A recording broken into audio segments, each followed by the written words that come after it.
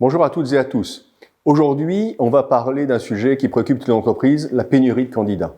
Depuis que le marché de l'emploi se retrouve à des taux records d'avant-pandémie, un vent de panique souffle un peu partout chez les recruteurs. On ne sait plus quoi faire pour attirer les candidats. La guerre des talents bat son plein.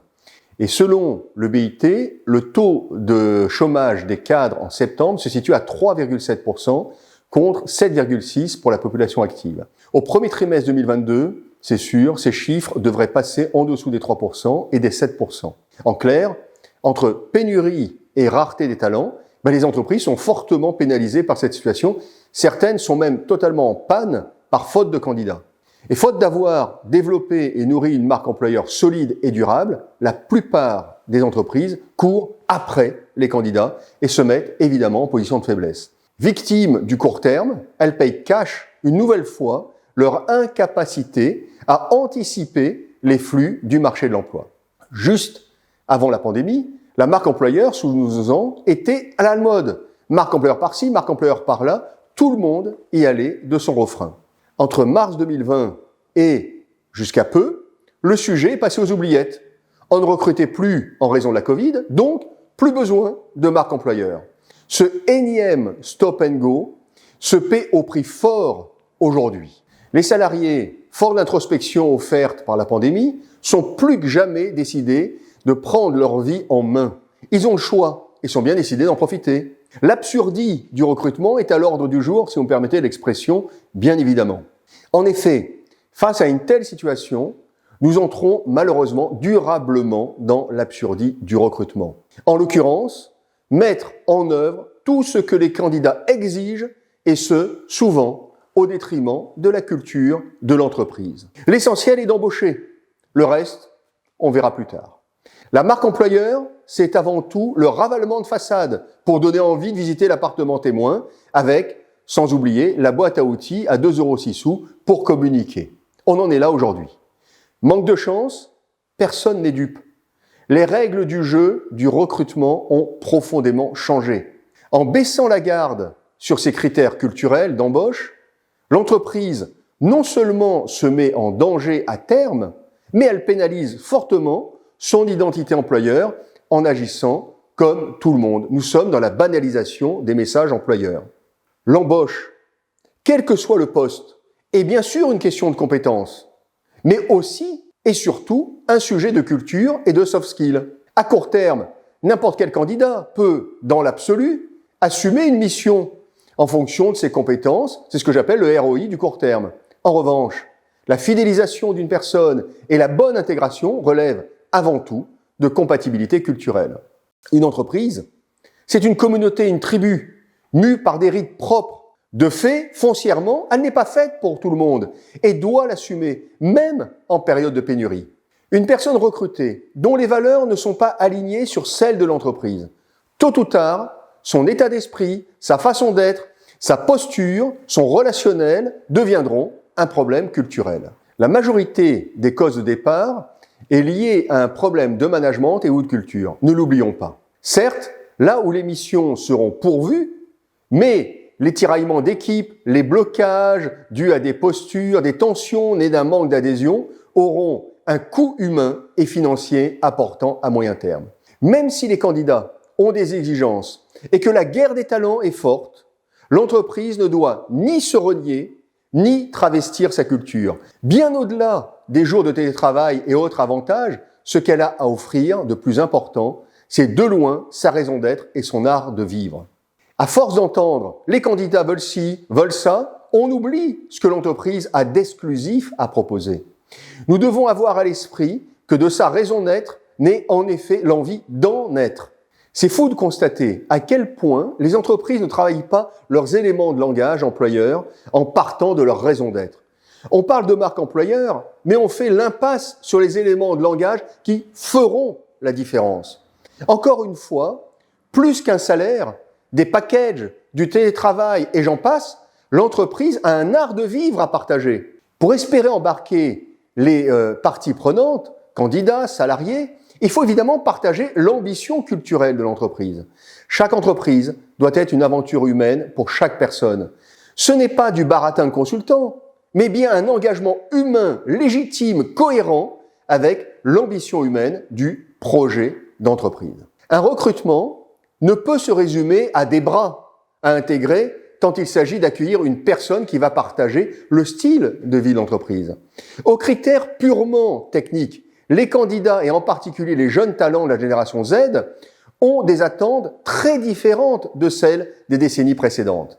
Même si cela revient à enfoncer une porte ouverte, il est important de rappeler qu'un jeune de 2021 n'a en effet plus grand-chose à voir avec un jeune des années 80-90. Les mutations sociologiques, qui loin d'être une vue de l'esprit, s'accélèrent à un rythme inédit sous la pression du digital en particulier, mais aussi d'une conscience sociétale portée par des notions intimes et qualitatives qui poussent une majorité de talents à ne pas vouloir perdre leur vie à la gagner. Nombre d'entre eux, face à un manque d'engagement humain de beaucoup d'entreprises, consomment des employeurs, picorer le marché du travail et même un sport pour certains, en particulier dans la high-tech. Les mercenaires de l'emploi se développent dans certaines niches professionnelles. Ils sont dans une posture Kleenex qu'il faut savoir utiliser en cas de besoin ponctuel à la tâche. Ils ne feront jamais des collaborateurs vertueux. Pour éviter d'être noyés dans la masse des entreprises qui recrutent, les recruteurs doivent assumer d'être les premiers militants de la raison d'être de leur entreprise.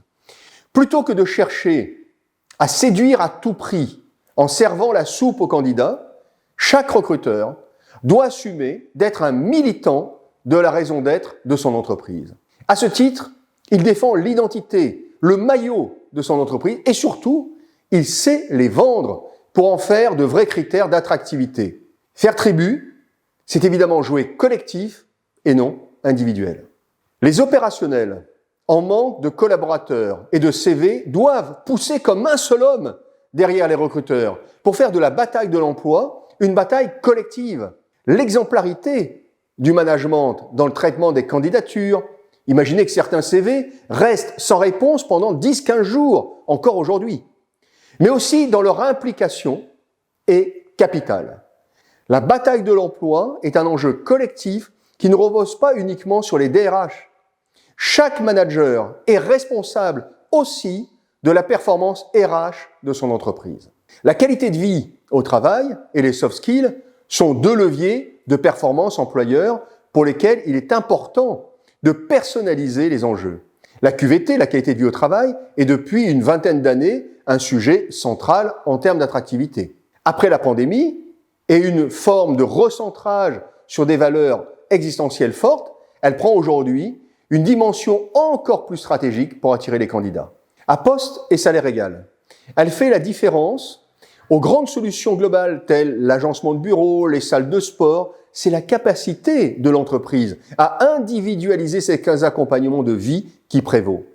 La prise en compte de l'individu dans sa globalité va développer de nouveaux services bien au-delà du cercle strictement professionnel, comme par exemple l'aide aux salariés aidants d'un proche, par exemple. Être reconnu comme un bon employeur ne revient plus à afficher un catalogue de bonnes actions, mais bien à personnaliser ses réponses en qualité de vie au travail et au-delà aussi.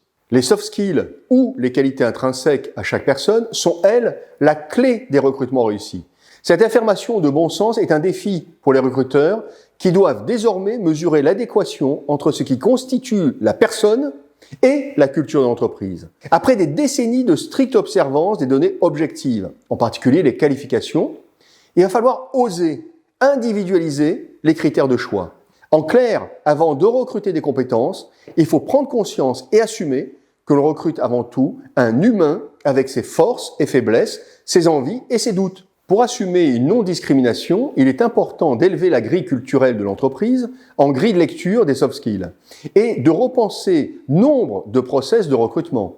Une personne à la bonne place, au bon moment et avec la bonne équipe relève d'une alchimie exclusive à chaque employeur. C'est donc toute la noblesse du recrutement. En synthèse, la pénurie de bons candidats n'est pas une fatalité, tout comme l'augmentation du turnover. Il est temps pour les dirigeants, et en particulier les DRH, de revendiquer leur exclusivité culturelle et de s'engager dans une vraie ambition humaine.